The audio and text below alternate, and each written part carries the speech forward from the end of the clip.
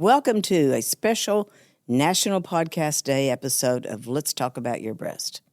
I'm Dorothy Gibbons, co-founder and CEO of The Rose, here with our producer, Freddy Cruz, who got this all started for us. Let's Talk About Your Breast, a different kind of podcast presented to you by The Rose, a breast center of excellence and a Texas treasure. You're going to hear frank discussions about tough topics, and you're going to learn why knowing about your breast could save your life.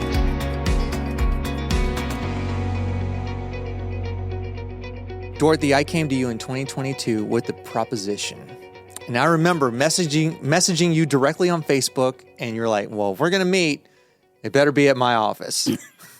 Yes, you said, I'd love to have coffee one day and just talk to you about something. I said, Freddie, if you're trying to sell me something, then you're going to have to come to me. I don't go to you. And it was a podcast. And something that resonated with me was that this was on your list of goals to do for quite some time, longer than just a few months. Right. Freddie, if you remember, I make 104 goals every year. And so I had put that on my goal list in 2019 or so.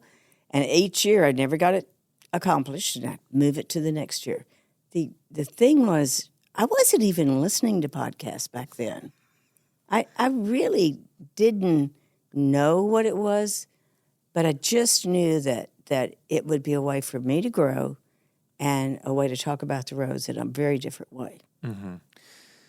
So what I would like to know is why a podcast, or where you got the idea from. So it was, I want to have a podcast. So was it a conversation that you had with somebody at a networking event, or was it just, I saw this on Facebook and now I want to do it? You know, Freddie, when I do my goals, I'm usually alone, and it's usually not at work, never at work. And I take that time just to let things come to me. So I don't know. I just knew it was another way to communicate. Mm-hmm. And I knew that we had so many stories of our patients that we're never going to get told. You know, we'd bring a patient in and do a video, and that was, there were great, great videos, but, you know, we were always limited. And I think that's one of the first things you told me in your sales pitch was you get... Sales pitch. You get 30. Well, it was. And it really was. You yes. know how grateful I am to you. And I'm a million times grateful to you too. Because when you said, you know, this is where you can talk. You're not going to have someone clip it out. And how many times have I been on TV or in a radio station? Mm-hmm. And I go, God, they didn't catch anything I wanted. Mm-hmm. Or how many times has our folks sent them, you know, here's the key points we want to make. And then you get in the interview and it's totally different. And 3 minutes is like 30 seconds when you're live on TV. I remember several years ago when we were promoting the shrimp boil together, and you and I met at a local TV affiliate on a Saturday morning. And it was like in the blink of an eye, you and I were already on our way walking out the building. I know. So I think that I knew about podcasting that way. I had no clue about what it took to make one. Oh, it's easy. No, it's not. And when you came along and said, look, Dorothy, the Rose needs a podcast, it was like, oh, my gosh. And I would never say this to you normally, but you were an answer to a prayer. Oh. Truly. And likewise, I feel the same way. It was a really interesting time in my life. I had felt like I needed something new. I felt like I needed to stretch. I felt like I needed something, and you reminded me of this, that was fun. You know, the world we live in is not always very much fun. Right. Well, and when you told me, I think this was going into the second year that we were working together, and you told me in no uncertain terms, Freddie, this has to be fun for me. And there were conversations that you and I would have that, you know, this is some of the, and I'm paraphrasing, but this is some of the most fun I've had in a long time. Oh, yeah. And so when we were talking going into year 2, and I'm like, It's got to be fun. It has to be fun. And so that is a North Star for what we do as a company. The company that I own is like, it has to be fun for everybody. Right. Like if you cannot make it fun, then I can't help you, and I haven't done my job as a producer, you know? And, I think the other thing is, and this has always been true of my personality, I'm curious about people. Yes. I really, I'm very much an introvert. You know that. But when I'm sitting talking to someone one-on-one, I go, how did they know that? How did they get there? What was it that led them to this? It's just, I'm fascinated with the resilience of people, fascinated with how they think. And I think one of the things that you've helped to create along with the team, Roxanne and Karina, is a feeling of comfort in this area. Right. And once our guests calm down, then they just start talking. Right, because you and I are used to all of this. You're not I'm looking at the camera right now. What the guest doesn't see, who's never been on a podcast or on TV or on radio, is that they don't see the 3 cameras and the 2 big menacing lights. And so that could be very intimidating to somebody who's not used to a career that you and I have had. Right. Yeah, and you make everybody more. at ease. Well, maybe, but and Definitely. I appreciate that. I think the other thing is, I have a great belief in that if you don't tell your own story, someone else will. Oh, yes. And it will not be the story you wanted. That is correct 1,000 times. And I think every podcast that we do, we give that person a chance to tell their story in their own way. And it's never, they get to do it, not anybody else. Where so many times when you're on some of these interviews, you kind of feel a little manipulated or whatever. It's to get to some point. And you're always worried, you're going to say something. Right. But with the, I wouldn't say laxed, but it's the first word to come to mind, with the laxed sort of timeline that we have. We've got, between 20 and 35 minutes to play with. Right. That you can talk to Bear about the shrimp boil and being the Rose's first auctioneer, to talking about his wife's experience of breast cancer. Right. And then it can get real heavy. And then you go right back to, hey, join us at the shrimp boil where you can see Bear and and it's this roller coaster of emotions, but it encompasses what you all have built at the Rose. And also, hey, can you help us out? And by the way, we're going to have fun on June whatever. Right. So come on out. Yes. Yeah. And we've got to really feature some of our employees who Yes. have explained the process of mammography in lay people's terms, and exactly as if they were talking to their patients. And suddenly all that mystery and concern about having a mammogram doesn't seem so scary anymore. Right. And that has been a real pleasure. So what do you think about the patient interviews we've had? The patient interviews, sometimes I will leave here and I'll get in my car and just start weeping.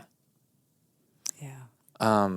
You and I both know Jennifer Parrish through one of our podcast partners, the Lighthouse of Houston, and I had no idea she was going through breast cancer. Right. And that's an episode that you all definitely want to listen to, because she lost her dad during that time too. And that was real, because I'm a dad, and that was heavy. And then there's Monsi, the 18-year-old survivor. And then a behind-the-scenes moment that really just, I think we were all moved, was when Dr. Boniface got to meet her. And that was off camera. Right. And I still have that moment on my phone, and I'll watch that. So here is a young girl at 18 who didn't have insurance, who we sponsored, took us through to biopsy, and referred her on to Harris Health. And there is where she met Dr. Boniface.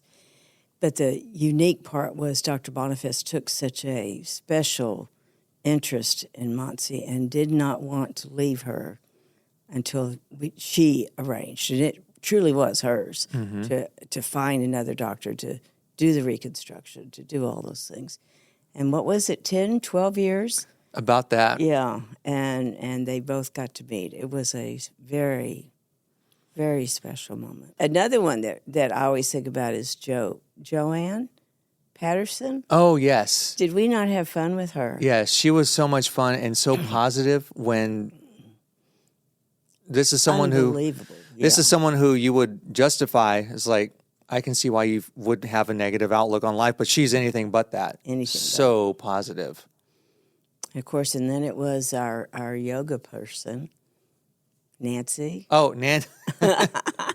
Yeah, made who me got do the. you to do some yoga. Was that the tiger pose? No, It was supposed to be the child's pose. child's pose. Freddie. That's supposed to be the easiest The pose easy one. anyone can ever I'm do. a little stiff. Oh my gosh. But I think the other thing that we've tried to do in this podcast is to give solid examples. Well, we don't do it, the patients do it, or the guests do it, about being your own advocate. Yes, that's a That big one. has been a big one. Yeah. So many times, and you would think that for the most part that we have evolved, that you would think that physicians would listen to their patients. And that's not the case. Or that there's so many rigid rules. I don't know any other way. You know, you're not supposed to have a mammogram until you're 40. Right. How many young women have we diagnosed? How many women have we diagnosed who had just had a baby? I mean, that series just amazed me. It was so Right. eye-opening. And hearing the episodes, so what I envision is that there are women and their families out there who might just happen to know of the Rose, who hear a podcast interview of someone that got diagnosed when they were pregnant, or someone who's physically fit and has objectively has no reason to catch cancer, to get it. Although we all have cancer cells, but they hear these stories and they're like, oh, wow, that's important. I should get myself checked out. Or they hear it and think, you know, I've had a feeling. Yeah. That's the one. I Yes. think everyone has intuition. I think sometimes women can be a little more in tune with it. And maybe don't want to listen to it. I don't know. Yeah, I mean, all the things that we are afraid of, want to ignore, want to deny. You know, never any criticism from this chair, but that's the way we are. And we're going to find some other person to take care of first. That came up a lot. While men get it, it's overwhelmingly women who get breast cancer. And it's, oh, I found a lump, but you know what? I've got to take care of the kids. Right. I've got to go to work. Yeah. There's a story of Jessica. I was at a podcast networking event, and we were talking about the Rose and the podcast, and I was talking about Jessica's story because that one really hit home. Here you have a mom. Here she's fit and is very active and works at a breast cancer nonprofit organization and was putting others first before herself. Right. Yeah. She had an event to get through. She had an organization to run. Yeah. But what a warrior she is now for breast cancer. Oh, yeah. Yeah.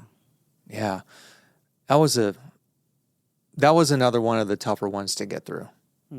What about our community guests that have come in? The people have supported the Rose. Did you have any idea that we had that kind of community support from so many different organizations? So just recently, the Port of Houston, which is, I mean, you would not. Where's the connect there? Where's the connect? Yeah. Right. Yeah. Yeah. And I think that is awesome. You had the Crowder Foundation. Yes. Well, the Crowder Foundation, you know, which Bill and Helen Crowder Foundation were the ones that got the studio going for us. Right. And we also had Celanese that came on. Do you Yep. remember that one? Yeah. Now, when we think of the podcasts that truly moved us, I think Mike Hazelriggs Yes. and his ride, it was just for Kathy. Mm-hmm. Yeah. I mean, we did a series on that, and it's, again, that what you do for love, what you're willing to do for love. And he suffered.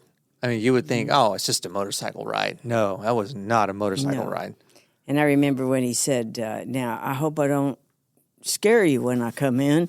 and then when I met him, I was going, wow, you are a big guy. So you had never met him in person until he came in. You know, if I had a Freddie, it didn't click. Gotcha. But, yeah, he was a very special guest. So why else are podcasts important? Everyone is interesting in my eyes. There's something interesting that is going on between the ears. And so many times we either silence ourselves or allow others to influence Right. us to silence ourselves, right? And I think the art of podcasting enables people who would otherwise not have the opportunity, that if for some reason that one young woman or young man or middle-aged or elderly person who had something to say and now they're emboldened and now they're empowered to do it, and now they can do it. And then they can transmit not just to a local radio frequency, but all over the world. That has been an eye-opener. You know, when you bring your numbers in and go, do you know that let's talk about your breast is number 2 or 13 or whatever in a country, what was India one time? India, I feel like one of the countries in the UK, like Ireland or something. In Asia, I think y'all are number whatever in Singapore.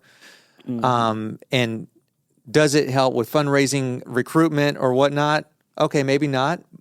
Also, the message of breast cancer awareness is getting out there, and the education and the stories are reaching people who obviously need to hear them, and they're not getting that service in their home country. And that is the magical thing about podcasting, that one might not think that when they consider starting, they don't really think about that. Well, and there's all different kind of pressure if you're going to get into podcast.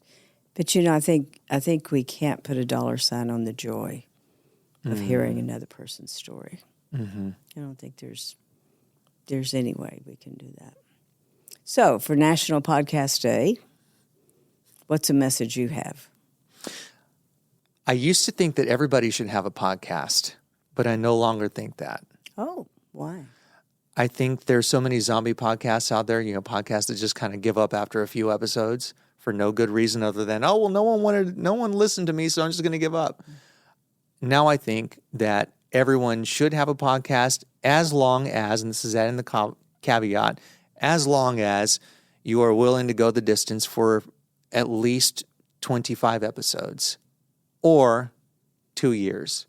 It's 2 years if you do 2 episodes per month. Right?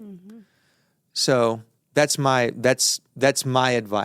Boy, I'm so glad we were your first clients, because you had us doing 20 episodes before we ever even launched it. That's correct. Yes. You did. That is correct. I thought, this is the way it's supposed to be done. No, but I've got a friend, and his name is George, and he's got George Blitch. His podcast is the Son of a Blitch podcast. And something he told me really resonates with me is that his whole first year, he didn't even look at his analytics, because he wanted to treat the year as a masterclass and learn every single week how he can improve and how he can be a better steward of his guests' time and how he could be a better steward of his listeners' time. And so he didn't look at any of the data that we all look at that is important to us. So It's great advice. It's great advice, right? And so I would say that anybody who wants to launch a podcast and has the the fortitude to stick it out and the means and the bandwidth to do it like that? Well, we're celebrating National Podcast Day. We're celebrating over 250. How many episodes do we have now? It's north of that. North of that.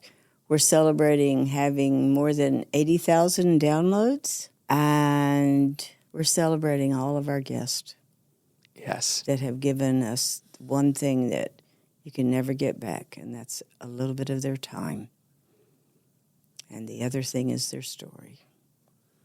And they have no idea who is going to listen to it that needed to hear it at that time. That's it. Yeah. Thank you, Freddie, again for getting us going, Thank you. hanging in there with us. And you were an answer to my prayers. Oh, thank you, Freddie. Thank you.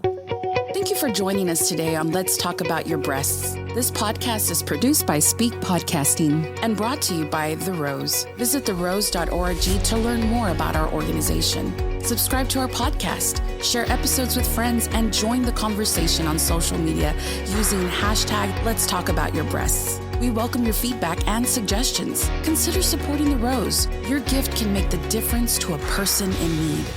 And remember, self-care is not selfish. It's essential.